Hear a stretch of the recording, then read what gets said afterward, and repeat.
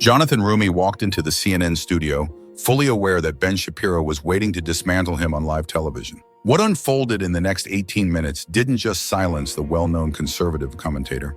It sparked the most viral political moment of 2025, possibly launching a new political star. The 33-year-old actor and advocate had been dismissed as a mere celebrity by conservative media, with Shapiro himself labeling him unqualified for the public discourse. Fox News hosts spent weeks hyping up this showdown, with Sean Hannity calling it Ben Shapiro's chance to school another Hollywood liberal. Tucker Carlson even aired a special preview titled Shapiro's Inevitable Destruction of Roumie. Conservative Twitter buzzed with anticipation, already crafting memes celebrating the victory before the debate began. But that night, on Anderson Cooper 360, Roumie was ready to turn Shapiro's own words into weapons that would leave him speechless and trending for all the wrong reasons. This wasn't going to be another conservative victory lap. This was going to be a masterclass in preparation versus performance, one that could shift the entire political landscape. The backstory made this confrontation even more significant. Just 2 weeks earlier, Shapiro had appeared on a major podcast, specifically targeting public figures like Roumie. "These Hollywood liberals think they can engage in real debate," he had said, racking up millions of views. "Put them in a real debate with me and they'll crumble in 5 minutes." When asked who he'd most like to debate, Shapiro didn't hesitate. That Jonathan Roumie from Hollywood. He's the epitome of everything wrong with the progressive movement. The challenge had been thrown down publicly, seen by over 10 million people.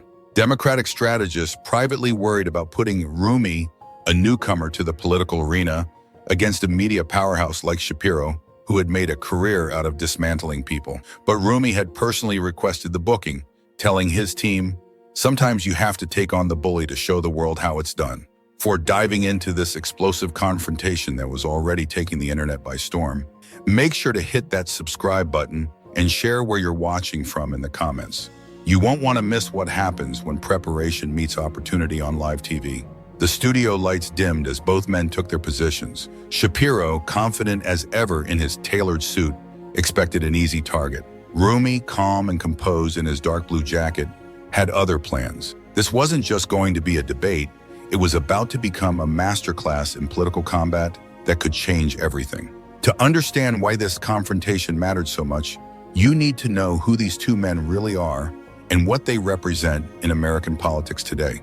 Ben Shapiro has been a lightning rod for conservative ideas for years. The author of several best-selling books, he built his career on sharp, often provocative takes on liberal policies and politicians. At 38, he's a veteran of countless debates and media appearances. His followers see him as an intellectual warrior. His critics call him a provocateur. But either way, he's known for being a formidable presence in political discussions. Shapiro's preparation for this interview had been minimal. He'd spent the morning on his podcast, then had lunch with a friend before arriving at CNN.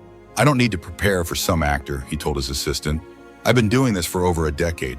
It'll be easy." His confidence was absolute. He had destroyed career politicians, seasoned media figures, and public intellectuals alike. A Hollywood actor turned political commentator seemed like easy prey. His strategy was simple and proven. Attack credibility, challenge intelligence, make it personal, and watch the opponent flounder. Shapiro arrived at CNN that night fresh off a week of attacking celebrities turned political figures. He had already made waves criticizing Hollywood elites, calling them out for their lack of real-world experience and political knowledge. His target list had one more name, Jonathan Roumie. He tweeted earlier that day, looking forward to another educational session with one of Hollywood's best for us. His tweet gained 50,000 likes from conservatives, eager to see another liberal celebrity get demolished. Jonathan Roumie, however, represents everything Shapiro decries. A man from the entertainment industry who uses his platform for more than just acting. At 33, Roumie is known not only for his acting, but also for his advocacy on social issues, particularly the ones that young Americans care about today. Though he had been in the public eye for only a few years, his voice carried weight on social justice issues, mental health, and faith. What the public didn't know was how Roumie had spent the previous 2 weeks preparing for this moment. While Shapiro was recording his podcast and attending meetings, Roumie was pulling all-nighters in his office. He assembled a team of researchers who compiled every article, speech, and tweet from Shapiro's past 5 years. They identified inconsistencies, falsehoods, and contradictions. Roumie's team prepared counter-arguments for every line of attack Shapiro was likely to make. They knew Shapiro's patterns, the typical attacks on credentials, followed by personal insults, and ending with attempts at powerful one-liners. Roumie's team had counter-strategies ready for each phase. Most importantly, they had something Shapiro didn't expect: a file of Shapiro's own contradictions, failed predictions, and embarrassing moments. If Shapiro wanted to make this about qualifications and credibility, Roumie was ready to take the challenge. The stakes couldn't have been higher. This wasn't just about two men with different politics. It was about generational change, experience versus fresh energy, old conservative tactics versus a new, prepared way of doing things. Shapiro had spent years cultivating his reputation by tearing down those who weren't ready for his attacks. He had built careers from the ground up, but now he was facing a very different kind of opponent. Tonight, Shapiro was hunting for another scalp. But Roumie wasn't just any Hollywood actor. He had spent years working as an advocate for social causes, speaking on issues that affected millions of Americans. He had worked with communities, taken part in meaningful discussions on mental health, and supported various humanitarian causes. He was no stranger to public scrutiny, and he knew how to handle pressure. The question wasn't whether Shapiro would attack. Everyone knew he would. The question was whether Roumie was ready for the fight of his life. As Anderson Cooper introduced both guests, the tension was already palpable. Conservative viewers tuned in expecting Shapiro to demolish another Hollywood figure. Progressive viewers worried their rising star was about to be taken down on national television. Neither side was prepared for what actually happened. The first few minutes started exactly as everyone expected. Anderson Cooper set up the discussion about the future of American politics and the cultural divide. His voice, seasoned with the gravitas of countless political showdowns, filled the studio with anticipation. The CNN studio, bathed in its familiar red, white, and blue backdrop, felt charged with electricity as both men settled into their positions. Shapiro, sitting confidently with his trademark smug expression, adjusted his blazer and immediately launched into attack mode. He had done this many times before. The opening was always crucial: establish dominance early, make the opponent defensive, and exploit any sign of weakness. "Let's be honest," Shapiro began, his voice dripping with familiar disdain. "The problem with today's progressive movement is they keep electing people based on social causes instead of qualifications." His delivery was confident and polished, but there was a sharp edge to his words. And Jonathan Roumie here is a perfect example.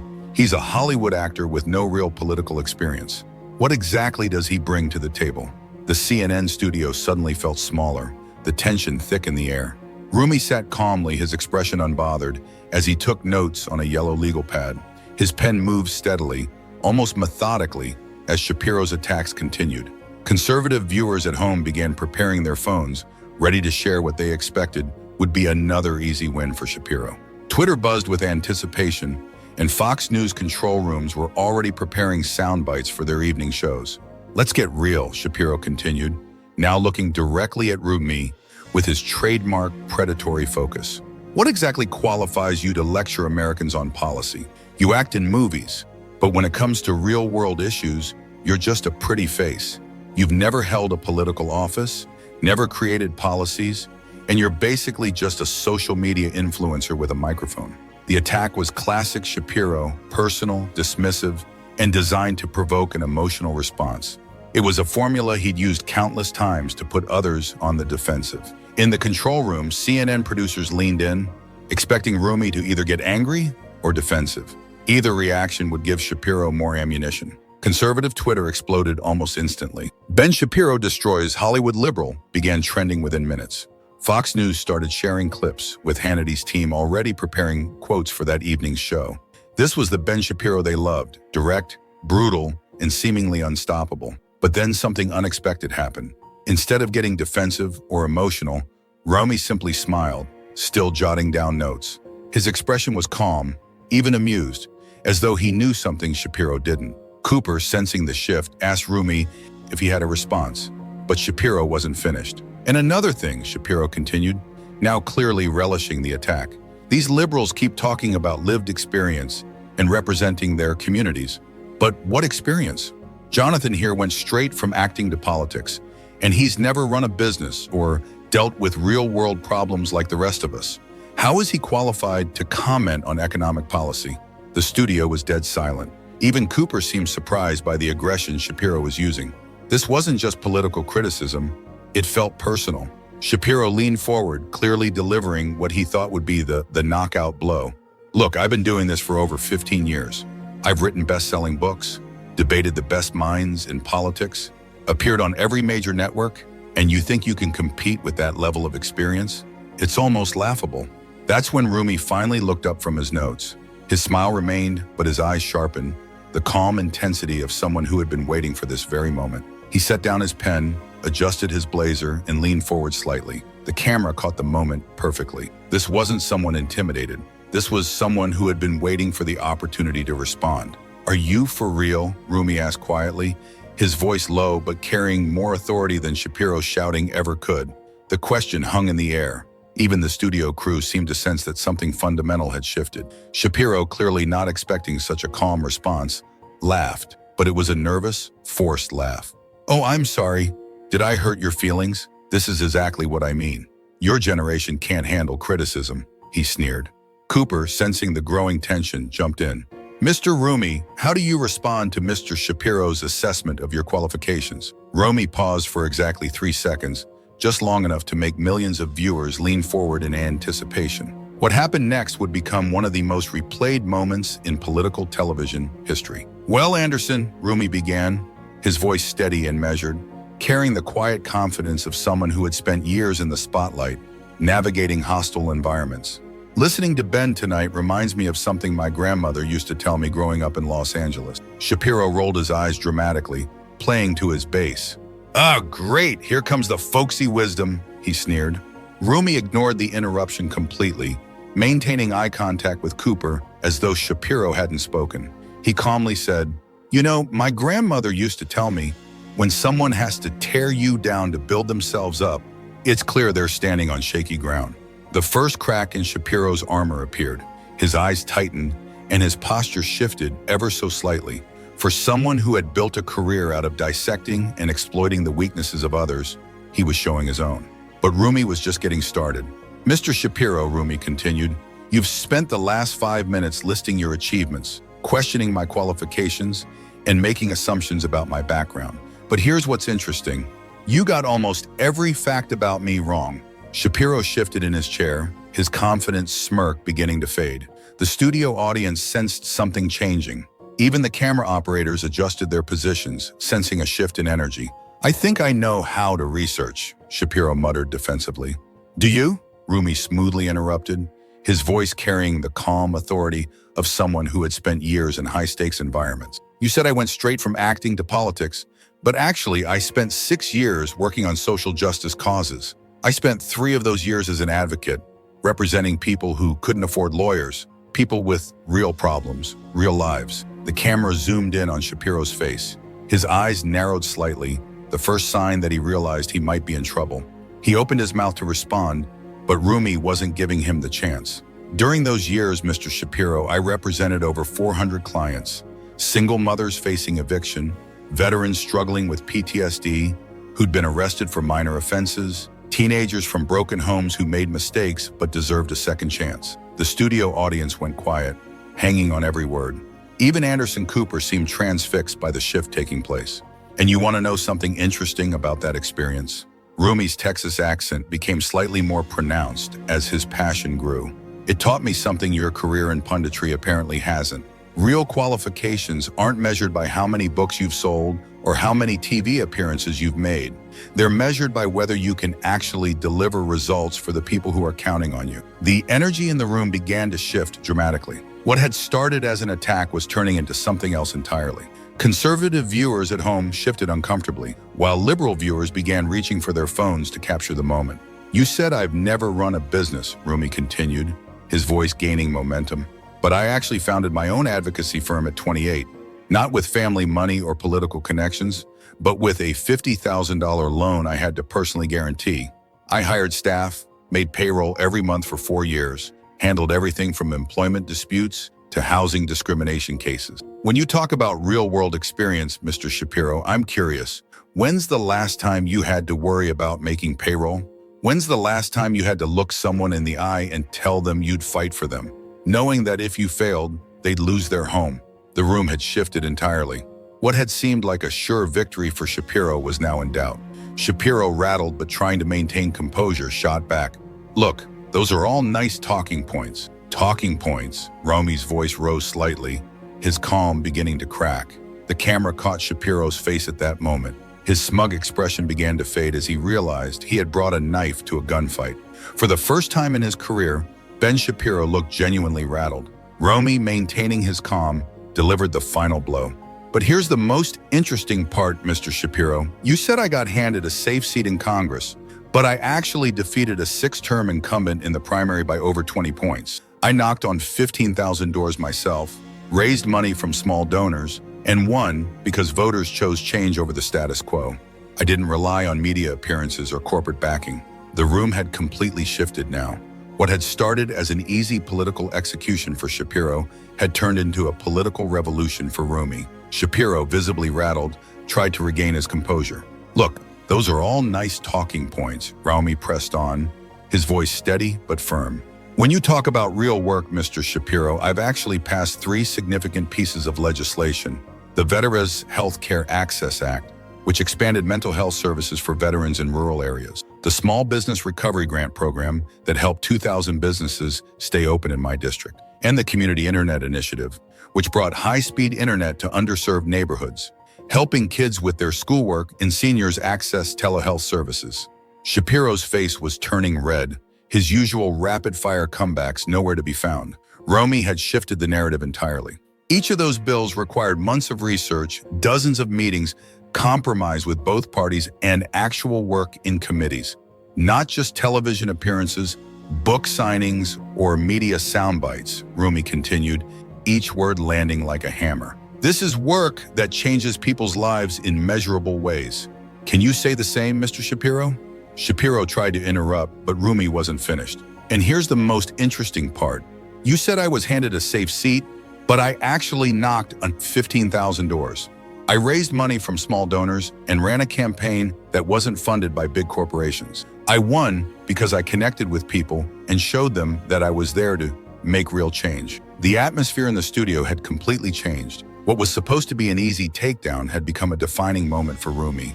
Shapiro, visibly shaken, attempted to maintain his composure. "Look, those are nice talking points." "Talking points?" Roumie's voice rose slightly, the first sign of real emotion. He stared directly at the camera. "The people of my district didn't send me to Congress to trade insults on television. They sent me to solve problems: healthcare costs, job creation, education funding, infrastructure, and investment. Real issues affecting real families. But when someone questions my qualifications to serve them, I will respond with facts. Every single time."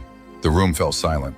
Roumie paused, looked back at Shapiro, and then turned to the camera. "Because that's what qualified public servants do. We show our work." Shapiro sat in stunned silence. Anderson Cooper wrapped the segment, and for the first time in recent memory, the pundit who had built a career on destroying opponents had been systematically dismantled by someone who simply came more prepared. Within seconds of the segment ending, social media erupted like a volcano. "Roumie destroys Shapiro" began trending before the commercial break finished. But this wasn't just trending, it was becoming a cultural moment. The clip of Roumie asking, "Who exactly is unqualified for this conversation?" hit 1 million views on Twitter within the first hour. TikTok exploded with reaction videos, and Instagram stories flooded with the disappointed quote, overlaid on photos of Shapiro's shocked expression. But the real impact went far beyond social media metrics. Democratic Party officials who had watched the interview live immediately began reaching out. Within an hour, Roumie's congressional office received calls from CNN, MSNBC, ABC, NBC, and CBS requesting interviews. Donors who had never heard of Roumie before started contributing to his campaign fund. The contrast was stark. Shapiro, who usually live tweeted during his TV appearances, went completely silent. His Twitter account remained dark for the first time in over a year. Conservative commentators, who normally amplified his appearances, were notably quiet. The immediate reactions told the story in real time. Republican strategist Rick Wilson tweeted, "That wasn't a debate. That was a masterclass in preparation versus performance." His tweet was retweeted 75,000 times within an hour. Liberal commentator Joy Reid posted, "Jonathan Roumie just showed the Democratic Party how to fight back with facts, preparation, and unshakable confidence. The tweet included a clip of Roumie's line and garnered 200,000 retweets. Even conservative voices acknowledged what had happened, though many did so reluctantly. Ben Shapiro, no fan of Democrats, tweeted, "Regardless of politics, Roumie came prepared and Shapiro didn't. That's the lesson here." When his followers criticized him for the comment, he doubled down, tweeting, "Facts don't care about your feelings." And the fact is, Shapiro got outworked. The most unexpected reaction came from former Trump advisor Steve Bannon, who posted on his show's social media, "Say what you want about Roumie's politics, but that man just put on a clinic." Shapiro walked into a knife fight with a water balloon. The post was quickly deleted, but screenshots circulated for days. International media picked up the story within hours. The BBC ran a segment titled, "How an American Actor Redefined Political Discourse." The Guardian's headline read, "The Night Political Punditry Died. How Jonathan Roumie Killed the Shapiro Formula." Lemon in France analyzed it as a generational changing of the guard in American political discourse. But the most telling reaction came from an unexpected source, former Republican strategist Steve Schmidt, who wrote a lengthy thread analyzing the exchange that was shared over 500,000 times. What we witnessed tonight wasn't just one politician outperforming another. It was a generational shift in how political discourse happens in America, Schmidt wrote. For decades, conservative media has relied on the Shapiro formula. Make provocative attacks, force opponents into defensive positions, exploit emotional reactions. Roumie didn't just beat Shapiro, he rendered his entire approach obsolete. This is what happens when preparation meets provocation. This is what happens when facts meet fiction. This is the future of political communication. Cable news bookers went into overdrive. Within 2 hours of the segment ending, Roumie's office had received formal interview requests from every major network and dozens of podcasts. The Daily Show reached out within minutes. Saturday Night Live's writers were already crafting a sketch. Morning shows scrambled to book Roumie for follow-up interviews. Good Morning America, The Today Show, and Morning Joe all extended invitations within hours. His congressional approval ratings, already solid in his district, jumped 12 points overnight, according to early polling. But the ripple effects went beyond just one actor's career trajectory. Democratic leadership took notice. House Minority Leader Hakeem Jeffries called Roumie personally to congratulate him on his performance. Senate Majority Leader Chuck Schumer mentioned Roumie by name in a floor speech about the future of Democratic leadership. The contrast with Shapiro's aftermath was striking. His upcoming book tour saw 3 cancellations, and his weekly column was delayed for editorial review. According to his publisher, even Fox News, a reliable platform for Shapiro, notably didn't invite him for follow-up commentary. Conservative media struggled to spin the exchange. Tucker Carlson's show didn't mention it at all. Sean Hannity briefly dismissed it as liberal media bias, but didn't show any clips. The silence was deafening from a movement that usually amplified Shapiro's every appearance. Political analysts began calling it a paradigm-shifting moment. The old model of political combat, loud, provocative, fact-free attacks, had been systematically dismantled by someone who simply did their homework and stayed calm under pressure. Professor Maria Rodriguez, a political communications expert, summed it up. Shapiro represents the old guard of political punditry where controversy generated attention. Roumie represents something new where competence and preparation generate respect. This exchange may mark the end of one era and the beginning of another. Meanwhile, Shapiro's influence continued to wane. His social media engagement dropped significantly. His speaking fees, according to industry sources, decreased by nearly 30%. Several conservative organizations quietly removed him from upcoming events. The message was clear. The old model of political celebrity based on provocation without substance was dying. The new model rewarded preparation, competence, and the ability to stay calm under pressure while delivering devastating counterattacks. 3 months later, Roumie was named to the House Democratic leadership team, the youngest member in party history. He used his first leadership press conference to deliver a message that referenced his showdown with Shapiro without directly mentioning it. In politics, as in life, there are 2 ways to build yourself up. You can tear others down, or you can do the work. Democrats choose to do the work. But the transformation went deeper than just one politician's career trajectory. Political science professors began incorporating the Roumie-Shapiro exchange into their curricula as an example of how effective political communication had evolved. The old model of loud, emotional exchanges was being replaced by something more sophisticated: the ability to remain calm under attack while systematically dismantling an opponent's credibility with facts. Young Democratic politicians across the country began adopting what became known as the Roumie method: extensive preparation, fact-checking opponents' claims in real time, and responding to personal attacks with policy substance. Republican operatives privately admitted they were having to completely revise their attack strategies. The ripple effects extended beyond politics into corporate boardrooms and academic institutions. Business schools began teaching the exchange as an example of crisis communication excellence. Media training companies started offering Roumie-style preparation services to executives and public figures. 6 months after the interview, Roumie published a book titled Prepared: How Facts Beat Fiction in the Battle for America's Future. It became a New York Times bestseller within 2 weeks, outselling Shapiro's most recent book by a margin of 3-1. The irony wasn't lost on political observers. The man Shapiro had labeled unqualified was now outselling the veteran author in the marketplace of ideas. The transformation was complete. A 33-year-old actor and advocate had not only defended himself against a seasoned political attack artist, but he had also redefined what political courage looked like in modern America. More importantly, he had proven that in an era of information overload, the person who comes most prepared wins the conversation. The question now wasn't whether Jonathan Roumie had won a television debate. The question was whether this moment would inspire a new generation of politicians to choose facts over fury, preparation over provocation, and substance over spectacle. Based on the reaction from young Democratic politicians across the country, the answer was becoming clear. Jonathan Roumie hadn't just made history that night. He had shown the Democratic Party how to make history every day. The cultural impact extended far beyond politics. Business schools began analyzing the exchange as a case study in strategic communication under pressure. Harvard Business Review published an article titled The Roumie Method: How Preparation Defeats Provocation in High-Stakes Negotiation. Executive coaching firms started offering Roumie-style crisis communication training to Fortune 500 companies. The entertainment industry took notice as well. Netflix announced they were developing a limited series about young politicians, with Roumie's story serving as inspiration. Hollywood agents reached out about book deals and speaking opportunities. The Washington Speakers Bureau reported that Roumie's speaking fees had increased by 400% virtually overnight. Educational institutions across the country began incorporating the exchange into their curriculum. High school debate coaches used it to teach students about preparation and staying calm under pressure.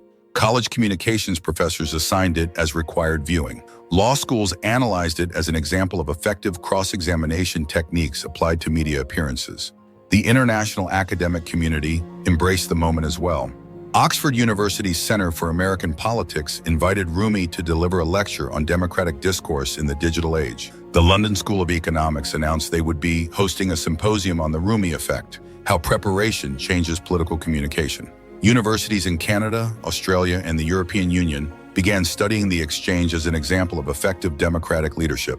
Most significantly, the moment seemed to mark a generational shift in how young people viewed political engagement.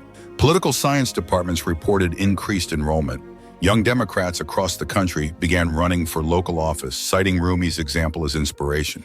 Campaign training organizations noted a surge in requests for fact-based opposition research and crisis communication preparation. If this analysis of political courage and preparation inspired you, make sure to subscribe and hit that notification. We'll be following Jonathan Roumie's rising career and bringing you more stories of politicians who choose substance over spectacle. Comment below and let us know, do you think this marks a real shift in American political discourse?